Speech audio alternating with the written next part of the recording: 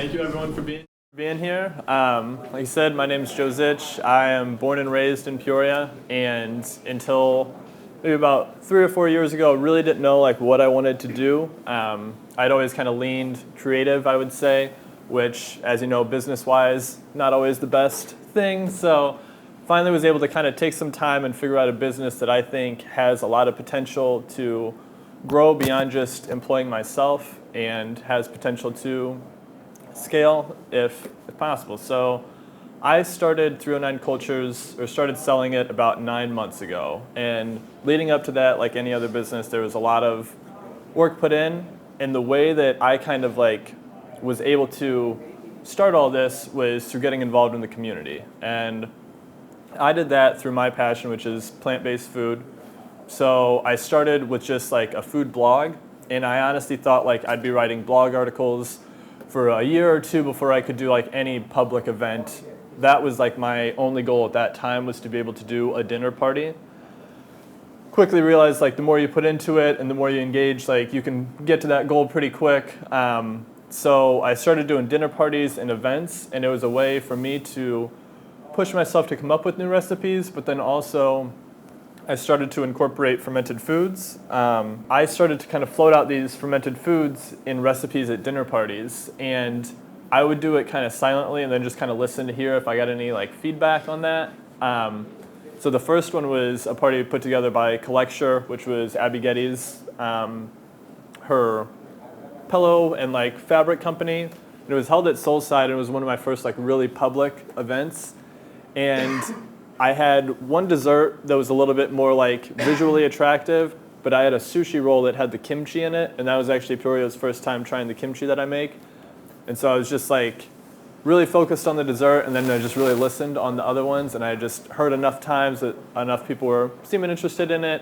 Next dinner party, I used what is my like purple curry kraut. That one's my original blend of red cabbage, beets, curry powder, and salt. And again, got good reviews there. So I felt like it wasn't just friends appeasing the idea. I knew I wanted to, like when I started the line, have more than just one recipe. And then I also knew like everyone has a sauerkraut, and kimchi is pretty common too. So I was really happy when I came up with the purple curry kraut that I pictured that line being three different things, and I felt like that made it a little more professional. The other thing that made it professional was the labels. I worked with Chelsea Tam, so I know has walked these floors before, and she was super helpful. So after about 9 months with the health department, I was able to get cleared to start fermenting. I had about a month and a half before the release date that I set, which was the Monday before Thanksgiving. Kicked it off with a good first month, and it's just kind of been off and running since then. Right now, I would say we're averaging about 130 jars a month through one grocery store, and then I do markets and things on the side.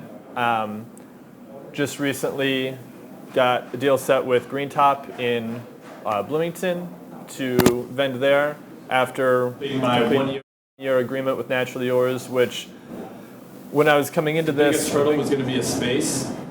And so my way of kind of working around that was working the relationships I had, which Yours have been a customer there for years. Back when I was like silk screening t-shirts and tote bags out of my garage, they would sell them there. Always just kind of had little side hustles and things like that.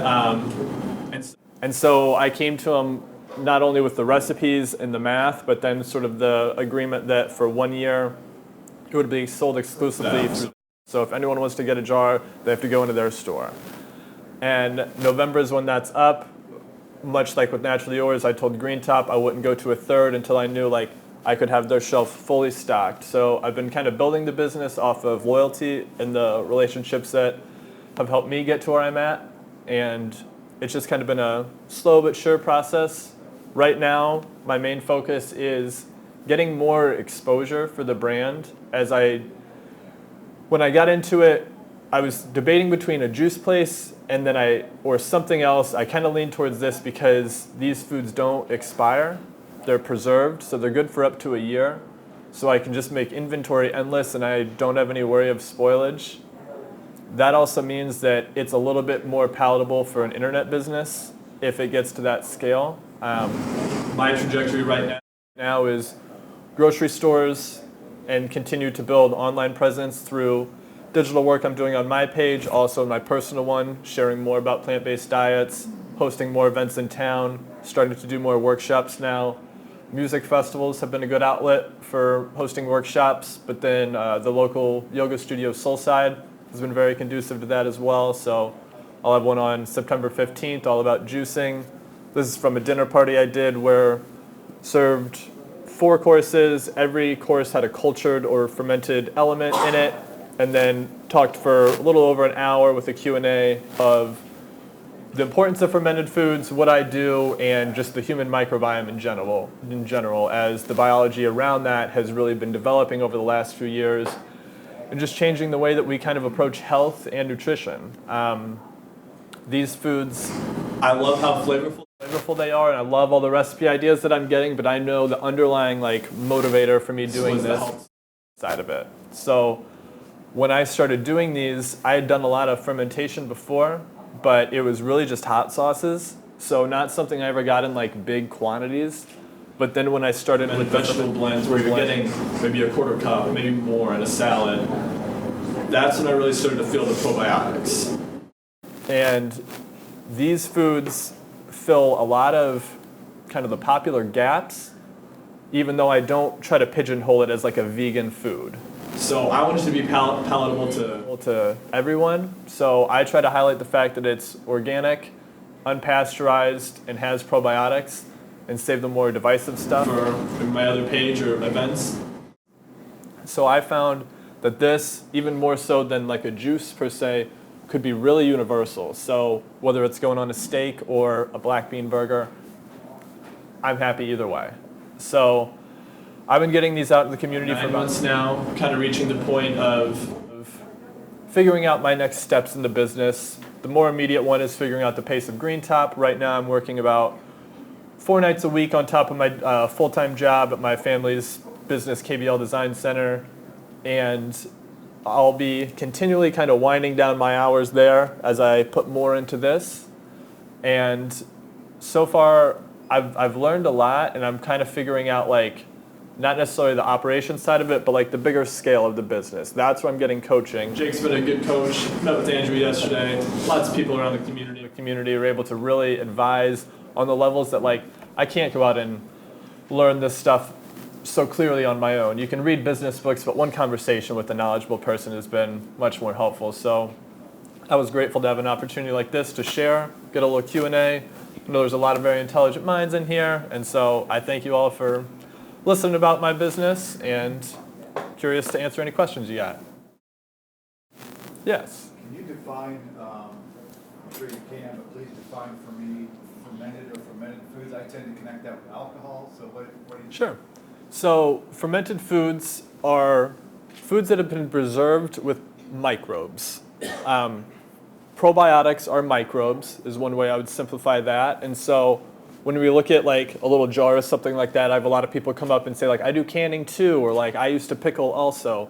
Fermentation is very different than canning, different than pickling. Where pickling is going to use vinegar to neutralize bacteria, canning is going to use high heat to eliminate any bacteria. Fermentation is no heat, and you work with the bacteria. So what I do is I don't ferment per se. It's microbes that ferment. I create a little ecosystem in these old clay crocks with the right salinity, right amount of brine, so that they can do the work, because the plants already have enough microbes as it is. So when you create that environment that the good ones can flourish, where the bad ones can't because it's anaerobic, then the microbes ferment or preserve the foods. But is it mainly then for, well, I guess it would serve both, but that preservation factor? Yeah, and that's all I'd known it for, because when I started, I just wanted to make hot sauce that didn't have vinegar. That's how I came to fermentation initially. So this was 5 years ago. I loved spicy food and hot sauces, but I was struggling to find a hot sauce that I liked besides sriracha, and so I realized that was a fermented product. I started to do my own at home, and I really liked the flavors you could get more. You could get more of the delicate flavors, or understand a habanero has a little fruity note in it. and really get that without such harsh vinegars in there. So I got into it for the preservation side of it, and then later the health side came when I got bigger volumes of it. Yeah. How did you learn how to ferment? YouTube tutorials, pretty much. Yeah. And then there's a really good book, The Art of Fermentation, by his name is Dr. Katz. That was a really good book. And then kind of talking with a couple people online, but really I would say YouTube was the big one. Yeah. And for as complex of a process as it is, like biologically, once you get it down, it's a pretty smooth process. And when you're working with bigger equipment rather than like the smaller at-home setups, like the airlock lids on a big mason jar, it's a lot more guaranteed. So when you get to bigger equipment, it's a lot easier actually. So the first picture I had up, black crocks, and then like 2 mason jars. The bigger of those crocks, I remember when I got that and I was like, I'm set. Like this is gonna be it forever. And then like I've stepped up twice since then and more crocks. And so for now, I'm able to understand my process with the crocks. The next hurdle for me as far as learning is switching to barrels. So that'll be when I go to my own facility. That'll be a lot less small batches into crocks and one big batch into barrels. But that's something that I've found fermenters aren't so open with sharing. So that's when I'll have to figure out a little bit on my own. Yes? It sounds like you had some sort of experimentation process and it was a happy discovery for you that you ended up shifting from hot sauce to... Yeah. Talk more about that. So I done a lot of different types of hot sauces, and for a while, any friends would laugh when they came over to my house because I'd have 6 different types of bottles and then back stock of them. And so friends would come over for dinner, I'd have 4 hot sauces out, and I'd just be like, not everyone's as into hot sauce as I am, but I loved that. So I think it was sauerkraut was my first one that I made. Just kind of experimenting with the process just because it's so plain that I knew if I just got it to ferment, then it was fine because it's cabbage and salt. So from there, I started to kind of play with a beet blend because I'd had one by another company that I liked. But with any of my ferments, I had found some nuances in them that I wanted to make on my own. So I'd had sauerkrauts before. I remember I made a Reuben with mushrooms and stuff once, and it called for sauerkraut. Wasn't real into it, but still bought the sauerkraut. And it wasn't something outside of that meal I really gravitated back towards. And when I started making them at home, I realized I could make the blends that I actually wanted to eat. Then I found if that's the case, you don't even have to think about taking a probiotic daily. You just do it naturally. So a follow-up question is, was it always plain sailing? Did you fail in your experiments? I've had some weird experiments that didn't work, for sure. Yeah. What did you do? I thought lemon pepper radishes were going to be fantastic. And so the longer things are in there, the deeper the flavors go. I would equate the flavor of those to, after you throw up, that little lingering taste in your mouth. Yeah, so that was an experiment I did a dinner party with Downriver Farms in East Peoria where they have their 1920s barn with string lights all up top. I think a picture went by at some point. And so I told Evan, I was I'm just going to start buying up things and fermenting batches of them. And that is actually how I learned that was not okay to do. But that was the second time I tried out the kimchi. And I did it in a really plain salad pretty much. Just greens fresh from them, mung beans sprouts that I grew, and maybe a little avocado. But it was really let's see if this sinks or swims. And I was enamored at just how many people were into that. So that was my all right, that specific recipe for the kimchi is set. But yeah, there were a couple experiments where they had one taste test and it's oh, that was a bummer to waste that, but I'm not going to eat it. Yeah. Yeah. Yeah. So how many products do you have? I have 3 right now. And how did you narrow it down to those? I felt sauerkraut and kimchi were sort of gotta have it in a line of fermented foods. And then knowing I wanted to have more than 2, I thought 3 was a pretty good one. And I was always attracted to the beet blends. but I'd never seen one quite like this one where if you do just beets, it's going to be really runny, where the red cabbage gives it a little bit more heft. And that's kind of one of the nuances within them too, is like the other fermented foods that we're getting were very runny, and these have a little bit more like chunk to them. So, yeah. So do you use your dinner parties and stuff kind of as a test? Very much so. Yeah. So I use them there's a lot of purposes for them, but it's trying new ideas, trying new products potentially. So my plan is to have a fourth blend by the end of the year. My next party is set for the 22nd, and that's kind of my push to have a tester of that one done ahead of that. Yeah. Jake? Are all of your product or all the ingredients locally sourced? At this time, they're not. So I work in conjunction with Naturally Yours. So just they're like big organic, essentially. When they're ordering produce, I can add an extra box of 45 pounds of cabbage or whatever it may be, and that way any leftover they can continue to use. But as I transition, like at some point when I go to my own space in Peoria, that's when I would make the leap there. And so in talking with Tori from the Economic Development Council, we talked about Spence Farms, who has a division that is certified organic, because while we can all appreciate a farmer that hasn't gone the extent to certify themselves organic, because it's very costly and it takes so much work, but you can look a farmer in the eye and be like, I don't use sprays. It's just me. I'm not putting weird stuff on there. Like, I know it's good, but I also know in my product, I have customers who look for that word organic. And so that was my initial hurdle, was I have to use a certified organic farmer. So there is someone within Spence Farms who I think can facilitate that.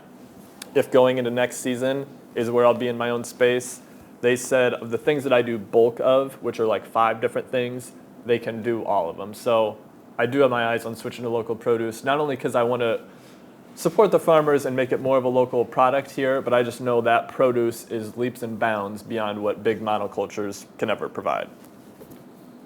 Yes? A couple of questions. So, Hot sauce history. yeah, so it's the kimchi, and I will say to not let that reputation scare you, I did not make it as hot as I would like just make it at home. So I used ginger to spice it, along with a different type of chili flake than regular.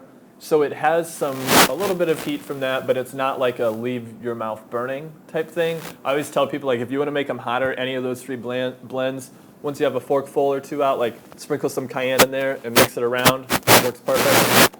But I wanted to keep it really palatable because I didn't want to ever have like a regular kimchi and a spicy one.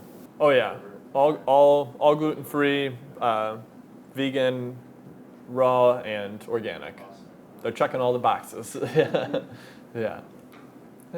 Yes. So Joe, as you've kind of been in this journey of having the dinner parties and whatnot, and having your line out and available for a little bit of time now, are you getting testimonials that are both on flavor and on gut health, or? Yes.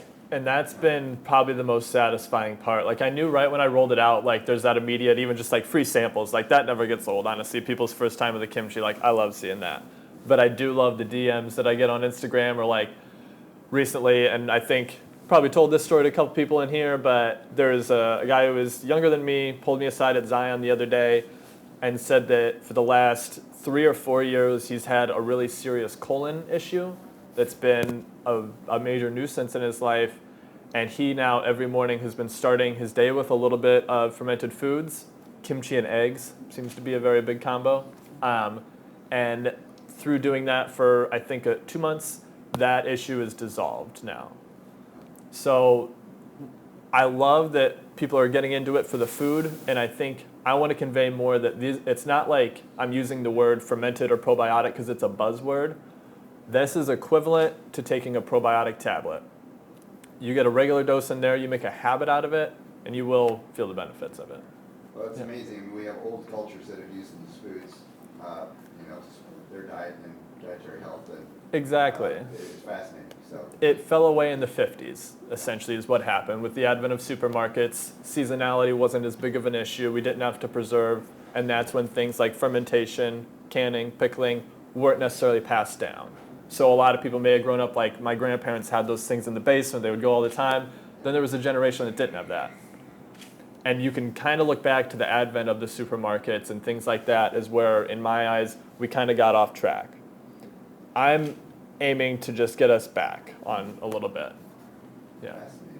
Yeah, so like in terms of like if a grocery store wanted to look in as potentially, taking it on, like I'm nowhere near the point of being able to take in orders. Like I'm gonna get Green Top fully set.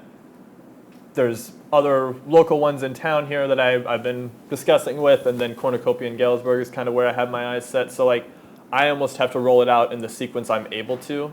It's the reason I haven't done a lot of other forms of marketing too, because like initially, like when I started, I was like, I'm gonna run an Instagram ad every week. I'm gonna be staying on it, and then it sold out faster than I could keep up with it. So I didn't also put money into marketing at that time, and so I'm still like not needing to do as much paid marketing right now. There's no need if you're selling the product. Yeah. So when is your plan to scale?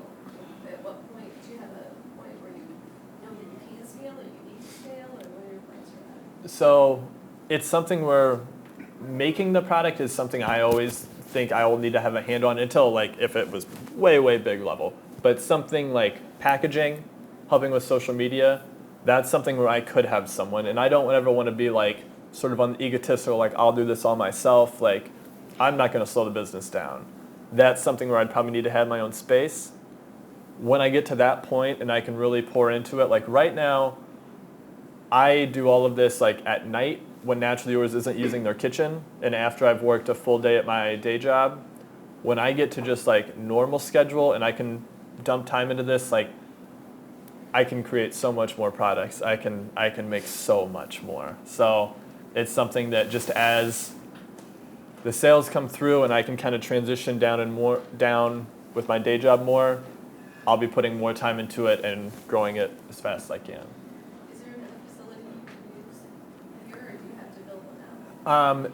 There's a lot of rigors to get it just set up for Naturally Yours, so it's not something where I want to try to like bounce around. I'm going to work Naturally Yours like as long as I possibly can. I live 2 miles from there, and I can't explain the amount of times I've forgotten something or like needed to run out. So like it's a really convenient setup.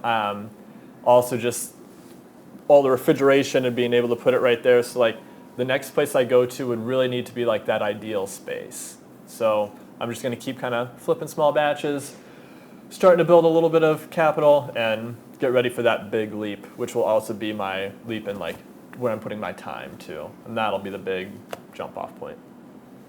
The next few months, like ahead of November, I'm going to be overproducing just to have that initial order for Green Top, also holiday markets at the same time. So like when I started, I think it was like September 29th, or a little bit earlier than that, I got clearance.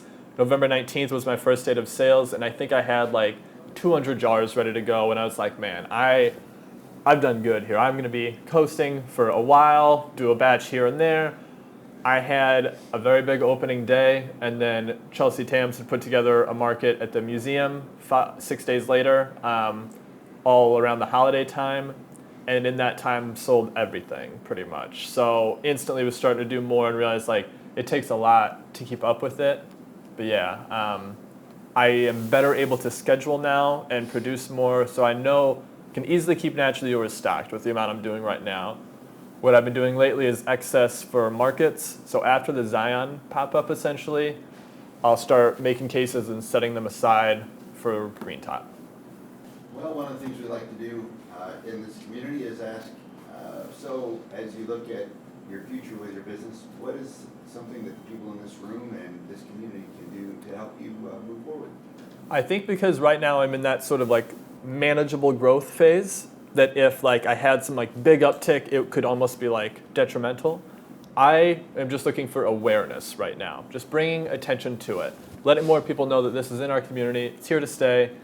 It's not just one little project, like this is a business that could be something. So slowly bringing more attention to the project is probably the most important thing for me right now. Whether that's social media, word of mouth, just trying a jar, or coming to a dinner party, that's all the most important thing from my perspective right now. Yeah. Do you have a Facebook page? I don't, because that platform, it just wasn't really like native to me. I use it for work. I do the KBL Discount Center one, but that's something that now as I'm kind of growing it and just start doing that as I'm tapping into more communities. But I've really just been doing Instagram for it, kind of going back to the marketing thing of like the sold out shelf, like putting an hour or two into Facebook a week or doing another batch. I was just like, keep doing batches. So as weird as it is for a guy my age to neglect social media, like I do a lot with the Instagram because it's just so fluid for me. But Facebook is when I just need to start putting time into, for sure. How do we find your Instagram? What's your handle on Instagram? 309Cultures. And then I also do all the like dinner party stuff, more like plant-based diet focus, and recipes on easygoing plant-based. Yeah. Fantastic. Thank you.